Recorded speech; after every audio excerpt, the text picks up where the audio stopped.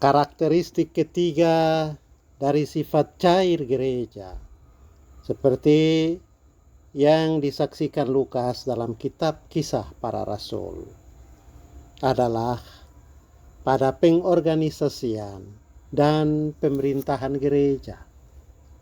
Ini poin kelima atau sesi kelima mengenai gereja dalam kitab Kisah Para Rasul yang ingin saya bahas atau saya narasikan kepada bapak-bapak, ibu-ibu, pemuda, remaja, lansia, dan anak-anak. Lukas dalam kitab Kisah Para Rasul menampilkan watak kehidupan bergereja yang bersifat cair. Dan itu termasuk juga dalam penataan organisasi dan pemerintahan. Gereja yang sentralistis hanya mengenal satu bentuk pemerintahan dan struktur organisasi, lalu mengembangkan hierarki kekuasaan yang bersifat piramida, di mana hanya satu orang yang memegang kedaulatan tertinggi dan dianggap tidak mungkin salah. Tidak terbayangkan oleh Lukas ketika mengamati pekerjaan Roh Kudus dalam membentuk dan memimpin pertumbuhan gereja. Roh Kudus yang menjadi arsitek pembentukan dan pembentukan gereja tidak mengenal sifat seragam, kaku, dan statis dalam urusan pengorganisasian dan pemerintahan gereja. Gereja yang pembentukannya dikepalai oleh Roh Kudus toh melibatkan manusia sebagai agen-agen kerja. Agen-agen itu berasal dari latar belakang budaya, bahasa yang berbeda-beda.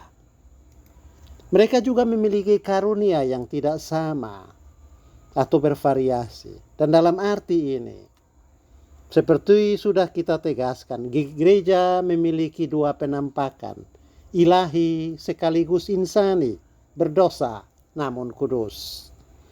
Nah, adanya sisi insani mengandaikan perlunya pengorganisasian dan sistem pemerintahan.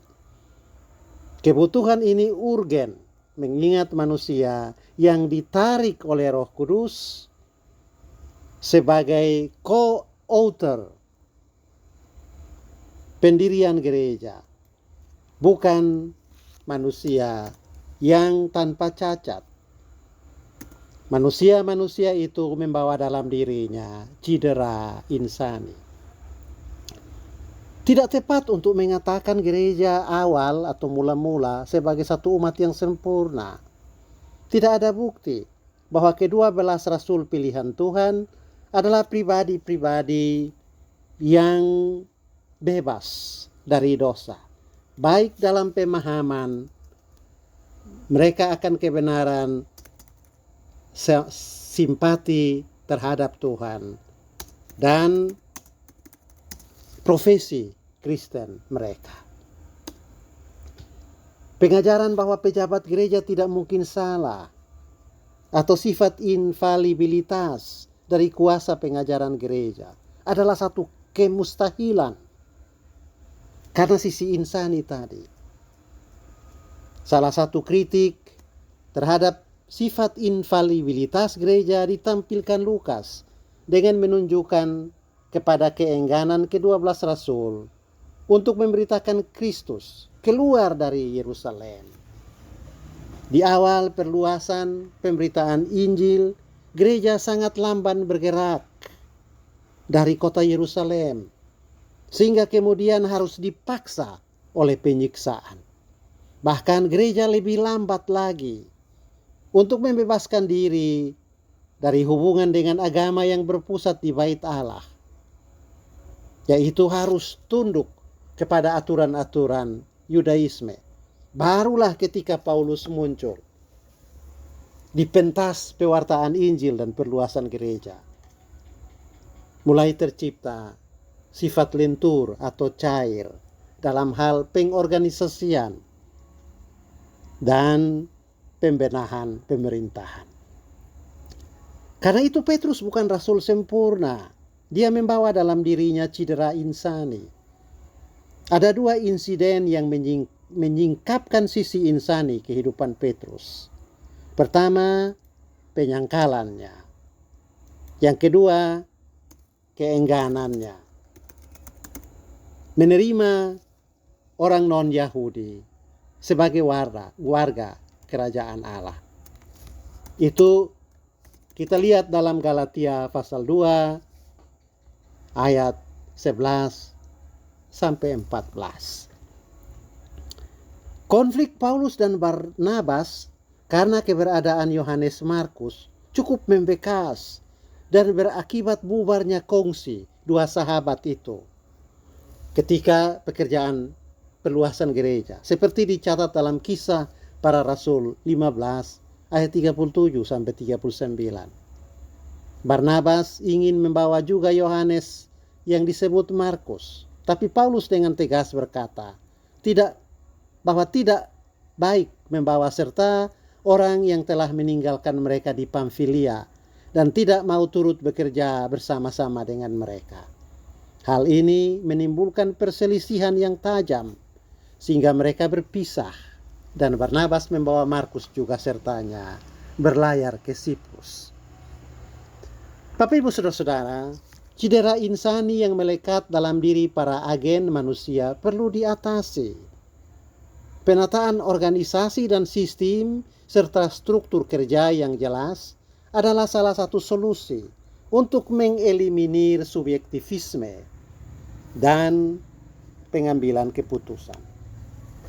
Bekerja dalam organisasi dan memperhatikan struktur adalah perlu untuk meminimalisir subjektivitas yang beraroma dosa. Tetapi memutlakkan struktur dan sistem juga berpotensi dosa. Karena di situ terjadi penumpukan kuasa, mempersempit kebebasan pekerjaan Roh Kudus, bahkan cenderung menolak opini atau versi pengajaran yang berbeda dari pemegang otoritas tertinggi dalam hierarki pengajaran. Lukas menunjukkan adanya organisasi dan struktur dalam pertumbuhan dan perluasan gereja. Dan organisasi serta struktur yang ditunjukkan Lukas bersifat cair. Pada awal pembentukan gereja, pimpinan ada pada tangan rasul-rasul. Petrus dan Yakobus menjadi figur kunci dalam penataan kehidupan bergereja. Tetapi itu berlangsung ketika gereja masih ada di Yerusalem. Ketika gereja mulai menyeberang batas-batas Yudaisme, masuk dalam wilayah non-Yahudi seperti Samaria, Korintus, Efesus. Peran para rasul dalam urusan kepemimpinan dan pengambilan keputusan mulai diambil alih oleh tua-tua yang diangkat melalui penumpangan tangan. Dalam jemaat-jemaat baru yang dibentuk dalam lingkungan masyarakat Yunani, juga muncul jabatan baru selain rasul-rasul, yakni karismata. Pelayanan yang dilakukan oleh orang-orang yang menerima karunia pengurapan oleh Roh Kudus. Kita juga baca setelah generasi para rasul yang 12 orang itu berlalu, Lukas tidak menunjukkan adanya pengangkatan pengganti rasul. Matias memang dipilih menggantikan Yudas. Kisah 1 ayat 15 dan sampai 26. Tetapi ketika Yakobus dibunuh, Kisah 12 ayat 2, tidak diadakan pemilihan untuk menggantikan Yakobus. Kitab Kisah Para Rasul tidak menunjukkan adanya indikasi ke arah adanya penerusan jabatan rasuli. Jabatan rasul dalam arti yang dipegang oleh ke-12 orang itu berhenti ketika ke-12 rasul itu wafat. Yang Lukas tunjukkan dalam kitab Kisah Para Rasul adalah penetapan penatua-penatua dalam jemaat-jemaat lokal. Pasca kematian rasul-rasul yang 12 itu, kepemimpinan dalam gereja diambil alih oleh penatua-penatua. Tiap jemaat di tiap tempat memiliki dewan penatua sendiri. Model yang dipakai dalam pemilihan penatua juga lentur. Matias dipilih melalui undian. Tetapi tentang pemilihan 7 samas tidak disebut modelnya. Dan tidak mungkin pemilihan 7 samas itu dilakukan dengan model undian. Otoritas tertinggi dalam hal penetapan jabatan-jabatan kepemimpinan dalam gereja, seperti yang disaksikan kitab Kisah Para Rasul, berada pada Roh Kudus. Dan otoritas itu ditunjukkan dalam keikutsertaan seluruh jemaat saat pengambilan keputusan. Lukas menampilkan itu secara eksplisit dalam Kisah Para Rasul 6 ayat 5. Penunjukan oleh pejabat yang lebih senior memang disebutkan juga dalam Perjanjian Baru. Kita lihat itu dalam kasus penunjukan Paulus kepada Timotius dan Titus. Jadi, model pengelolaan organisasi dan pewarisan jabatan gerejawi sebagaimana ditunjukkan oleh Lukas dalam kitab Kisah Para Rasul bersifat elastis, tidak kaku. Adalah keliru dan arogan kalau ada klaim memutlakan satu model organisasi dan satu sistem pewarisan jabatan.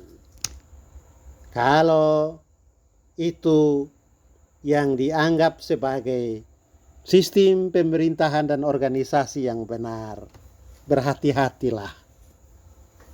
Karena itu tentu pekerjaan roh yang tidak berasal dari Allah.